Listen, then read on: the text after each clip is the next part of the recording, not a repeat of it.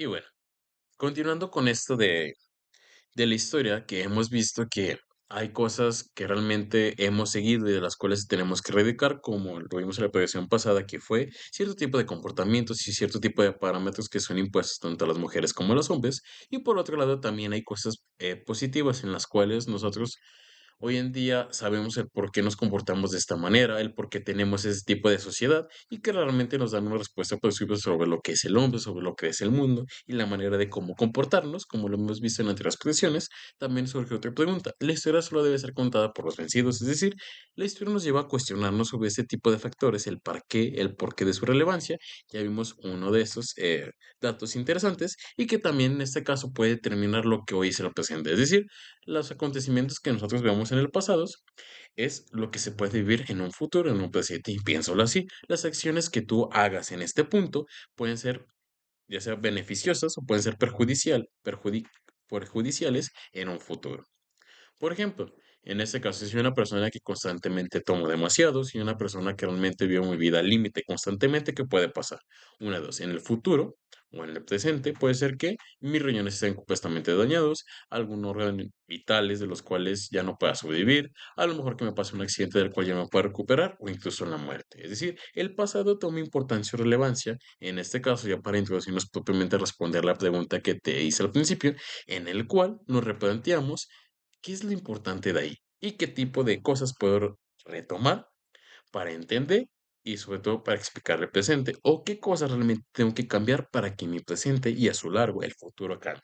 Y sobre todo estas cosas de la historia, en quién me tengo que basar para realmente o cómo es que tengo que partir de la historia para realmente decir que estoy haciendo una buena interpretación y no estoy dejando a un lado, como bien les dice ahí, la historia de los vencidos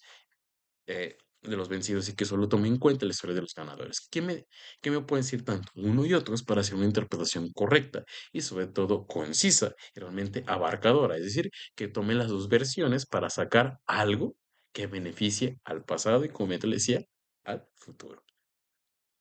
Y para eso vamos a retomar, en este caso, a Schopenhauer. Otra vez a Schopenhauer, sí. Como bien te le decía, es que los filósofos realmente no solo se enfocan en unas cuestiones, sino que realmente dan su pensamiento y reflexión en torno a otras. O a lo mejor, de como su tema, también dan par de aguas para que se respondan a otro tipo de preguntas. Pero bueno, más allá de esto, Schopenhauer hace una crítica en torno a la historia. ¿Por qué? Porque a lo largo de la historia dice que realmente se han establecido cierto tipo de reglas o parámetros, como hemos visto con Aristóteles, que se siguen esos tipos de tres leyes, en las cuales nos dice que siempre se ha establecido que lo correcto sea así o lo incorrecto sea de otra manera. Y a partir de esto nos dan las reglas de cómo argumentar y cómo realmente establecer un diálogo de una manera correcta. Pero dice que a veces este tipo de razonamientos no son seguidos de la manera correcta, sino lo que a veces lo que intentamos, y si eso te ha pasado o lo has visto con otras personas, que a veces ya cuando argumentamos ya no intentamos dar argumentos lógicos o deducidos, sino que intentamos ganarte solo por ganarte y utilizar argumentos que no van, que son inválidos o que realmente partimos de premisas que son falsas y por ende la conclusión es falsa. O a lo mejor la conclusión es falsa y las premisas verdaderas y no se siguen una de otras. Es decir, Schopenhauer denota que realmente este concepto de verdad y justificación parte de cierto tipo de cánones que están antes del pasado y del cual nos seguimos guiando para ganar una conversación, para decir que nuestro punto de vista es el verdadero y el tuyo es el falso. Es por eso que en este caso nos va a decir cierto tipo de reglas o cierto tipo de estrategias que nosotros tenemos que utilizar para cuestionar de una manera adecuada estas reglas o estas normas que nos han impuesto en el pasado y que también las podemos ver en el presente. Y uno de los temas que más podemos ver que nos intentan convencer sin los argumentos son los políticos, que realmente vemos en las mañaneras, o vemos en las conferencias que tienen, o en las campañas que realmente solo prometen y que no dan argumentos, o solo incitan a las personas que voten por ellos sin darnos una razón alguna. Solo realmente se la pasan hablando, hablando, hablando, y siempre ellos nunca se equivocan.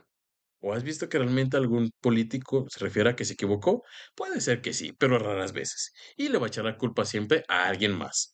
O realmente a que sus decisiones no tuvieron tanta relevancia como otras. ¿Sale? Y uno de los ejemplos que podemos ver que es Schopenhauer, pues bueno, son los políticos que siempre han llevado a cabo estos sistemas de hacer convencer a las personas sin dar argumentos. Y bueno, para jugar este juego de que realmente las personas quieren convencernos a partir de Pensamientos erróneos, nos dice Schopenhauer que va a establecer, en este caso, 8 estratemas, estratagemas, perdón, en el cual nos va a decir las redes que nosotros tenemos que seguir o cómo darnos cuenta cuando alguien nos quiere engañar. Pero más allá, en este caso, de nosotros aplicarlas, más bien nosotros estas utilizarlas para darnos cuenta, me está diciendo esto, y esto me dice Schopenhauer, por lo tanto ya no intenta darme razones justificables, sino lo único que intenta es persuadirme de que un pensamiento erróneo es algo verdadero. Y eso también nos hace ver que realmente no tenemos que emplear esa forma de argumentar una vez que lo estemos haciendo. Y aquí nos propone cierto tipo de estrategias. Bueno, me voy a acercar un poco para alcanzar a leerlos. En este caso, y podemos notar a qué se refiere. El tema 8 nos dice, provocar la irritación del adversario y hacer montar en cólera. Es decir, realmente a veces lo que intentan ese tipo de personas con las cuales estamos hablando ya no es tanto razonar, sino lo que intentan es decirle cierto tipo de palabras, cierto tipo, en este caso, de conclusiones o cierto tipo de ideas que saben de antemano que nos va a hacer enojar y nos va a hacer perder la cabeza, nos va a hacer retirarnos porque realmente piensan que nos ganaron cuando realmente, pues no, no son eso. Otra de la que nos dice es el estratagema 11. Si hacemos una inducción y el adversario admite como válido los casos particulares mediante los que se prueba, no debemos preguntarle si también admitirá la verdad general, que puede concluirse de aquellos, sino que debemos introducirla a continuación como si se tratase de algo ya establecido y admitirlo anteriormente. Igual para no meterme un poco en estas, igual pues, te las voy a ir leyendo todas y al último te las explico. Dice, si la conversación versa sobre un concepto general que carece de nombre propio y tiene que designarse trópicamente, perdón, mediante una similitud, enseguida hemos de elegir nosotros el símil, de la manera tal que sea lo más ventajoso posible para nuestra afirmación. Le bajo poco para seguir leyéndola. Dice, cuando hayamos obtenido del adversario la concesión de una premisa que requeríamos, tenemos que decir la conclusión deseada con más preguntas. No con más preguntas, sino concluyéndola inmediatamente nosotros mismos. En vez de razones, se usan autoridades elegidas a la medida de los conocimientos del adversario, perdón. El otro. Cuando se advierte que el adversario es superior y se tiene las de perder, se procede ofensivo y groseramente ultrajante. Es decir, aquí lo que lo llama propiamente la atención es que Schopenhauer nos dice, bueno, cuando estamos conversando puede hacer eso, que realmente nosotros tenemos como una conclusión como verdadera y que a partir de esta podamos deducir otras a nuestro favor, es decir, tomar estas conclusiones y asemejarlas lo más que podamos a nuestros argumentos, a pesar de que no sabemos si realmente son válidas o no, para concluir eso inmediatamente. O apelar a alguien que supuestamente tiene autoridad, como hoy en día pueden ser los TikToks o cierto tipo de personas que dicen, si lo dice él, es porque es cierto. También se apela a ese tipo de argumentaciones. O que realmente manejamos premisas, como bien te lo decía, que se deducen o más bien, este tipo de conclusiones que se deducen de premisas que realmente no sabemos si son verdaderas o son falsas, o que realmente suponemos esta conclusión y ya no cuestionamos más damos cuenta que realmente la hacemos creíble cuando realmente no es. Y eso siempre ha pasado, ¿no? Que realmente se parte de una conclusión y pensamos que es correcta, y eso porque la dice alguien o porque ya sea que hay un argumento del cual es muy simple y tenemos que tomar en cuenta otros tipos de preguntas para responderla. Pero no investigamos más allá y decimos que es verdadera. Es decir, realmente Schopenhauer nos invita a ver que este tipo de reglas o cuando nosotros analizamos las conversaciones que nosotros tenemos, no solo con las personas, sino en general con cualquier tipo de la sociedad o vínculo en el cual estemos, si vemos esto es que realmente nuestro adversario está utilizando un cierto tipo de estrategia que realmente es errónea y ya lo que intenta ya no es razonar con nosotros, sino que nos intenta convencer a manera de engaños. Y uno de los importantes que en este caso deja ver es este tema 30, que realmente lo vimos, pero este está completo. Dice, el uso de este y las demás estratagemas es moralmente cuestionable, pues no obedece a la búsqueda de la verdad, pero en nuestra actualidad es más útil para algunos tener razón que decir la verdad. Por ello, nosotros debemos estar prevenidos cuando las identificamos. Sin embargo, esta estratagema en específico nos puede mostrar la importancia, y me equivoqué, mostrar la importancia, tiene que ir separado entre mostrar y la Importancia que tienen los muertos en el diálogo cotidiano. Las figuras de autoridad pueden y suelen ser personajes históricos que no están necesariamente vivos. Es decir, aquí nos replantea, como bien te lo venía mencionando, el cómo las personas, ya más que intentan razonar, intentan persuadirnos a través de una mala argumentación y que también imponen en este caso cierto tipo de factores como autores que realmente si bien pueden tener la palabra de esos autores, pero no quiere decir que realmente lo que digan ellos o porque se llamen de tal manera Juanito Pérez o Merenganito quiere decir que realmente tengan la verdad absoluta y que realmente eso se aplica o que realmente lo pueden modificar a su manera para realmente tener razón. Entonces Schopenhauer nos invita a que este tipo de condiciones se pueden vivir dentro del pasado, que nosotros vivamos a partir de lo que dijo alguien más, a partir de lo que siempre se ha hecho y lo que siempre se ha hecho sea realmente lo que se tiene que hacer. Es algo como realmente que dicen hoy en día que realmente un matrimonio solo tiene que ser entre hombre y mujer, porque siempre ha sido así, porque la naturaleza lo dice. Y es cuando realmente nos damos cuenta que están utilizando, en este caso, algo erróneo. No porque siempre se ha hecho así, quiere decir que siempre sea cierto. O no porque naturaleza quiere decir que sea así. ¿De dónde sacan ese tipo de argumento? ¿O qué es la naturaleza? Es decir, una pregunta previa que se tiene que hacer antes de aceptar en este caso, la naturaleza. Y es por eso que, en este caso, como bien lo decía, o esta reflexión que nos deja Schopenhauer, el pasado puede determinar cómo puede ser el presente, pero no quiere decir que lo del pasado siempre sea lo correcto, sino que tenemos que, en este caso, cuestionarlo a partir de a partir de una lógica concisa, de la cual nos arroje nuevas formas de evaluación en torno a nuestro actuar y nuestra forma de decir en este mundo. Y por eso uno de los ejemplos más simples son los mandamientos. Y si dijo Dios, y siempre apelamos a esa autoridad, es que Dios quiere esto, es que Dios dice esto, o utilizamos a la Biblia como el factor en el cual decimos, si lo dice la Biblia, entonces quiere decir verdad. No necesariamente, o realmente nos estemos equivocando. O como bien lo hemos dicho en las anteriores posiciones, uno de los mandamientos es no matar, pero también tenemos que tener en cuenta en qué circunstancias, es decir, revalorizar en este sentido y sobre todo ver convertir, en este caso, ese tipo de mandamiento, a hacerle cierto tipo de excepciones para que realmente se apliquen en el presente. Y toma en cuenta, en este caso, lo siguiente, que seguimos retomando cierto tipo de autores, que en este caso, de todos los autores que te he hablado, son en el pasado. Algunos existen y otros ya realmente pues, están bastante que muertos.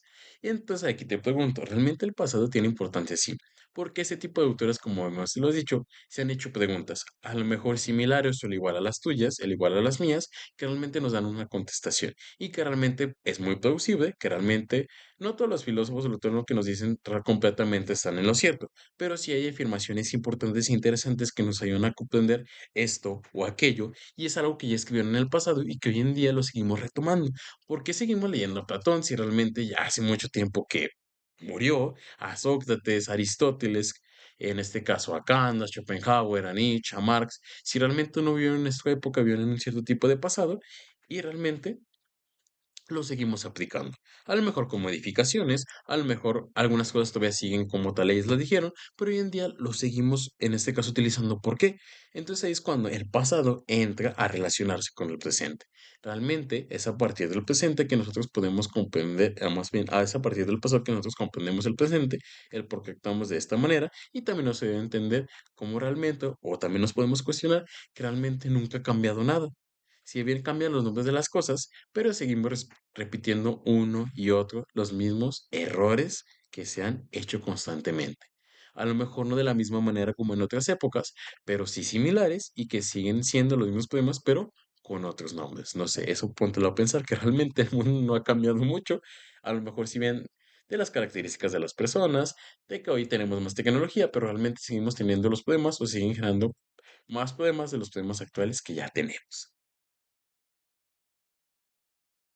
Y uno de los puntos también muy importantes que hoy en día podemos hacer es a partir del pasado. Y del pasado son personas que ya no están o personas que viven un cierto tiempo. ¿Y cómo lo hacemos? Pues bueno, a partir de lo que hemos sabido que es el Día de Muertos, en el cual nos seguimos nosotros poniendo en nuestro altar para recordar a alguien del pasado. Seguimos recordando a alguien del pasado al presente. Y es ¿por qué la recordamos? Porque en este caso fue algo muy característico, porque a lo mejor esa persona me enseñó a cómo lidiar con la vida, me dio un consejo, realmente destaqué su importancia, su personalidad, su actitud, sus creencias, y eso hace que realmente yo las siga, y eso hace que yo las modifique, y eso hace que realmente yo sea como un modelo de persona para las demás. Es decir, realmente el pasado es algo muy importante e interesante en el cual nos podemos basar y en el cual lo podemos modificar para un bien. O también en este caso se pueden generar ideas que hoy en día se sigan, ortodoxas, que realmente sigan tal cual al pie de la letra y que realmente cause discriminación en torno a cierto tipo de personas. Pero por otro lado, en este caso, algo que normalmente hacemos en México, como ya te lo había dicho, es recordar a los muertos. Y recordamos a nuestros familiares o recordamos a personas que fueron muy trascendentales en la cultura mexicana. Y aquí yo te pregunto, ¿qué personas recuerdas del Día de Muertos?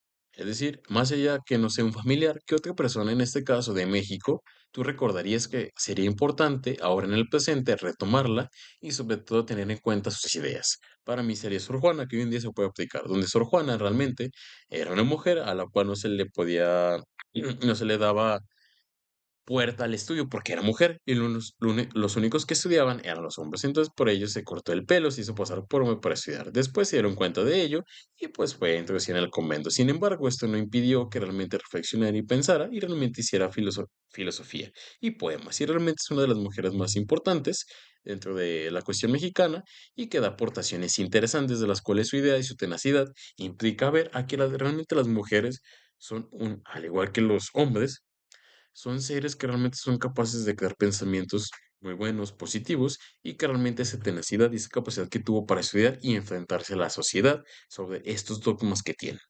Y es una figura que hoy en día podemos retomar sus valores, sus principios, para aplicarlos hoy en día a algo del pasado que se puede aplicar en el presente. Es decir, realmente el presente nos ayuda a comprender o verlo así, que estas aguas que nos dejan, estos pensamientos que nos dejan desde la filosofía, astronomía, medicina o cualquier disciplina que se haya hecho en el pasado, son como pequeñas cartas que nos escribe un amigo sobre lo que pueda acontecer o cómo podemos entender el mundo. Y una vez que las leemos, entendemos el mundo, entendemos más allá de lo que nosotros pensamos y sobre todo nos ayuda a dar una respuesta plausible y sobre todo reconfortante el entender lo que hoy somos o lo que en este caso dejamos de ser. ¿Sale? Espero que realmente esta posición te haya gustado, te haya interesado y sobre todo te haya generado muchas dudas. Y bueno, espero que te haya gustado como bien te lo dije y si tienes alguna duda, pues házmela saber y déjame en los comentarios para yo responderte. Y sin más, me despido. Hasta luego.